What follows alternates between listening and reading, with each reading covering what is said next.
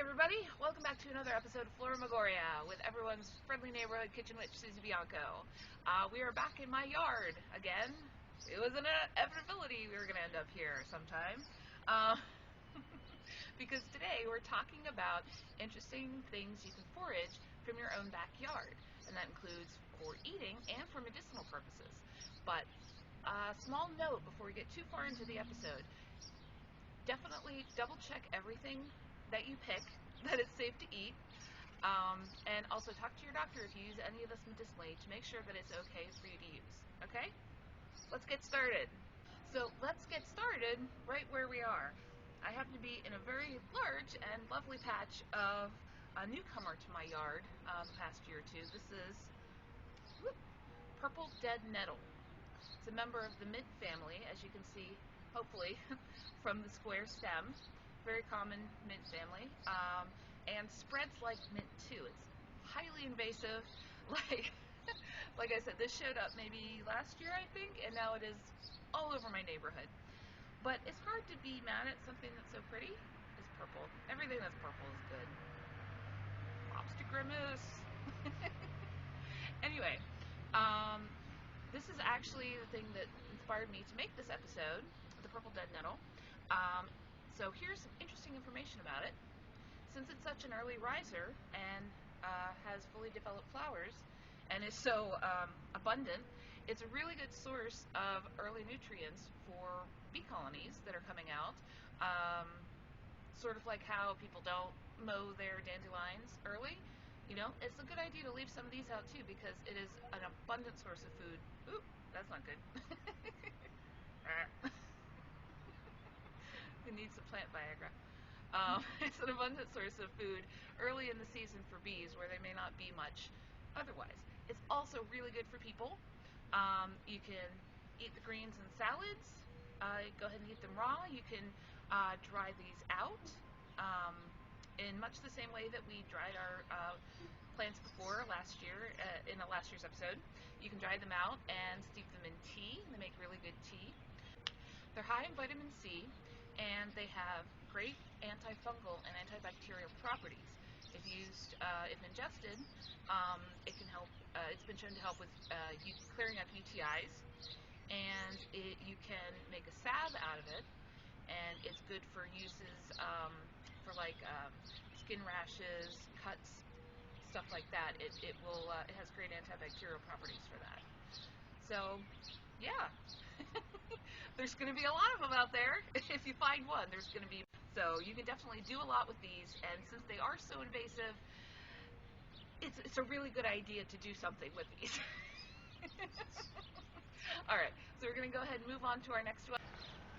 Now we're looking at our, as you can see, I still have more purple dead nettle growing up here.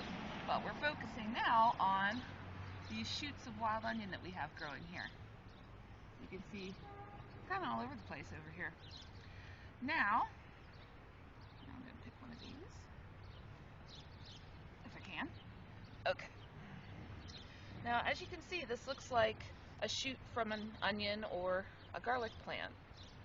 And when you mow over them, you can tell that you've mowed over them because they smell like old onions. I first discovered these were out here a few weeks ago because I cut the grass and I was like, why does everything smell like onion? Am I having a stroke? I wasn't having a stroke, but I did find something delicious. Now, these are pretty much just like any other chives, or if you like to cut up onion chops, green onions, spring onions, anything like that, put them on your food. Come out, just snip these off here above the green, and give them a good wash, of course, because you don't know what's been on them out here, and chop them up, toss them on a baked potato. Simple as that. And delicious. And you'll know they're out here, trust me, by the smell. Alright, let's head over to our next area. Alright, now we are talking with our friends, the ever-popular dandelions. You can't seem to stop even if you want to. Now these little guys are very, very useful members. And it always made me mad when everybody's like, they're just weeds, kill them.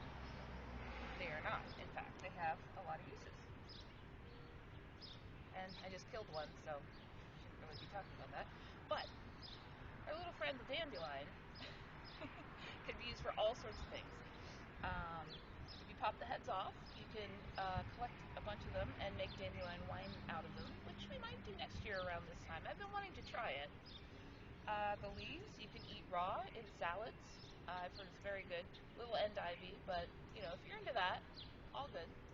And the roots, you can use medicinally also. They have a lot of vitamin C.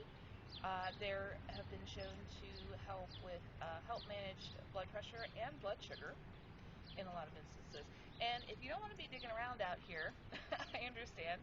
You can buy dandelion root over the counter if you want. Just be careful because not all supplements, herbal supplements, are cleared by the FDA necessarily before they end up on store shelves. So just be aware of what you're buying. Make sure to do your research. But these little guys are just full of uses, all sorts of things. Plus, much like the purple dead nettle, since they come up so early, always leave them for the bees if you can. I understand not all of us have control over when our yards get cut, or, you know, like around here, the code board likes to come and give me a hard time about things, but I do try to leave patches of dandelions out where I can to keep the bees happy. They've got a lot of other food this year too, thankfully, so it's not going to be that much of a problem. But maybe rethink cutting these down and calling them weeds next time you're hungry for a good salad. All right, so next we're going to slender wheatgrass. Now, I think pretty much all varieties of wheatgrass are edible. Double check on that, depending on where you live. I live in Zone 6A in Pennsylvania. This is our version of wheatgrass, called slender wheatgrass. It's actually historically more common around here, but these days it's a little bit further outside of my county, unfortunately. But I was lucky enough, because I have sort of a bizarre yard with all sorts of things growing in it. And I could probably make another episode of this, by the way. But I was lucky enough to find some in here.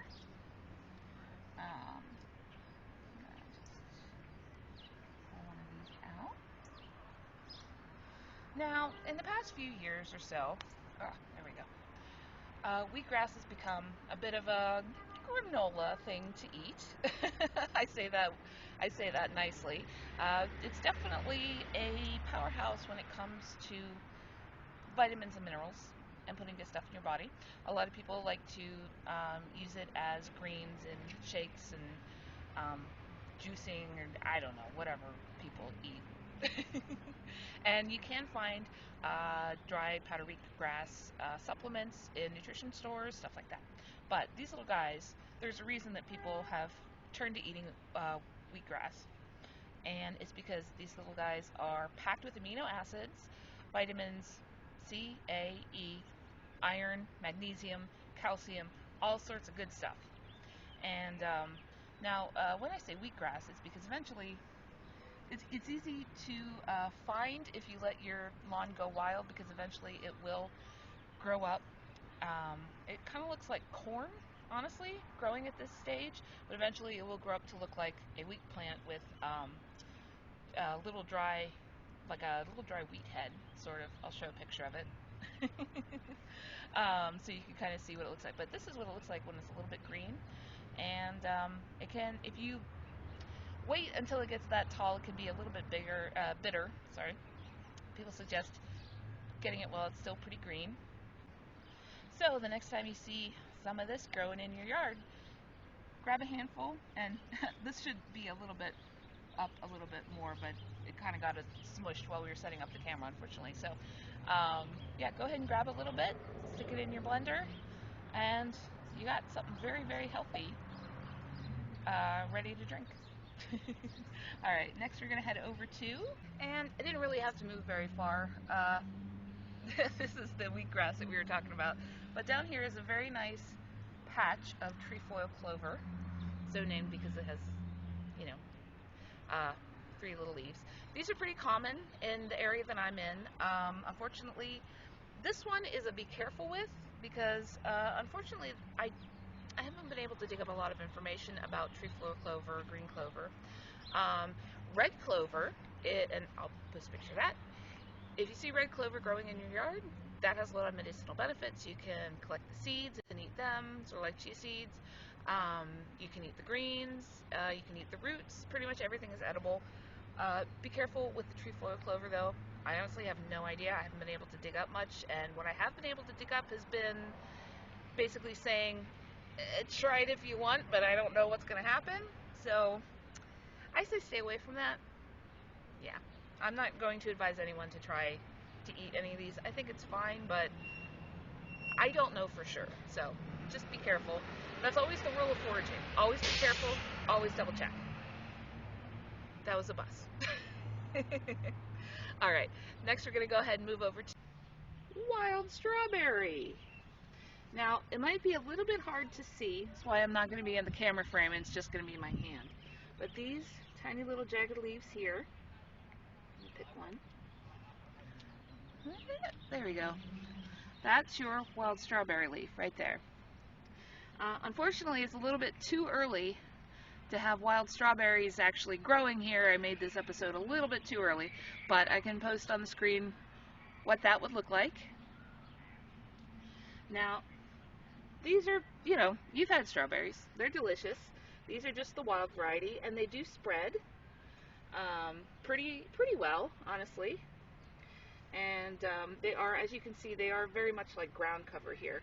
So when I bring my mower over to cut the grass, like this higher stuff tends to get cut. It usually leaves the little strawberry leaves, which is nice for foraging, because in a few months we're going to have tons and tons of wild strawberries out here to eat.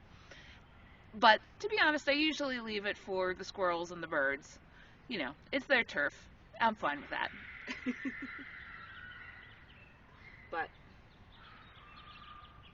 alright.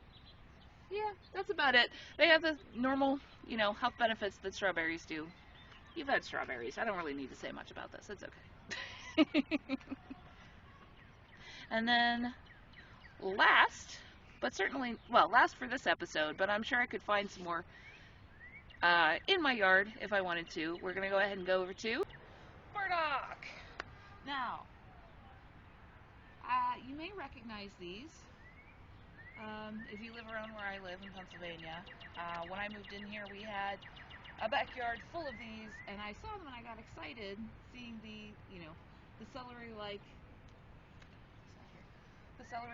stem, the fact that it was red. I was like, yes! I've got a lot of rhubarb in my yard. I did not, in fact, have a lot of rhubarb in my yard. I had a lot of burdock. Now, for those of you who are not familiar with burdock, these things are pains in the butt to every gardener and person who loves manicuring their lawn. Plus, in the fall and the late summer, they have little seed packets that are basically like little Velcro balls that get stuck to everything. I've had to comb these out of coats of dogs and feral cats alike. It's a pain in the butt, and these are hard to kill because the leaves are kind of just flatten out under the mower, and if you try to hit them with a weed eater, they're very fibrous, so they'll just like tangle up in the weed eater. They're kind of a pain in the butt, but good thing is they're actually very useful as edible plants as well as medicinally. You can cook the leaves like you would like a mustard green or a turnip green or spinach in a pan. Those of you who like greens, you may have to try this on Kitchen Witchin' one of these days. And the greens are very high in antioxidants, but the real winner with burdock is the root. This is also something you can buy over the counter, but just like the dandelion root, same caveat applies. But burdock root medicinally is good for digestion and also inflammation. So you can literally make burdock root tea by drying the roots out and steeping them if you're having problems with their digestion, or you can cut up the burdock root and make it into a poultice if you're having like joint inflammation or something, and slap it right on there and it'll help. So yeah, pain in the ass for gardeners, but pretty amazing for people if you want to eat it. It's all good. Before my camera battery dies in a few minutes, Thank you all for joining me on this fun foraging adventure through my backyard. Um, as always, anything you find, make sure you double check that it's the right thing before you eat it. We don't want to get sick from our foraging fun. And as always, make sure you ask your doctor before you do anything medicinally or use anything medicinally. That's always important. I also want to give a shout out to the very cool YouTube page, Black Forager. I'll leave the link to her in her comments, in my comments rather, so you can check out her work and find some cool things in your own yard. She's really good at it, better than me, so I have to give her a shout out. But also, if you're interested in learning more about using plants medicinally in traditional ways, I actually audited a class from the University of New Mexico about curanderismo, the Native American and Mexican healing class, basically about medicinal herbs and how to use them, making tinctures. Very, very interesting. This is the book from the class. I highly recommend it. Very cool stuff. And also a shout out to Dan, the ever-suffering Dan, for helping me film this today. Yeah, I couldn't have done this by myself without him helping me set up all the camera shots and everything. So thank you, Dan, for helping me. All right. That's Dan. Everybody say thanks, Dan. Thanks, Dan! And as always, happy planting, happy gardening, and now happy foraging. And we'll see you next time on Flora Magoria.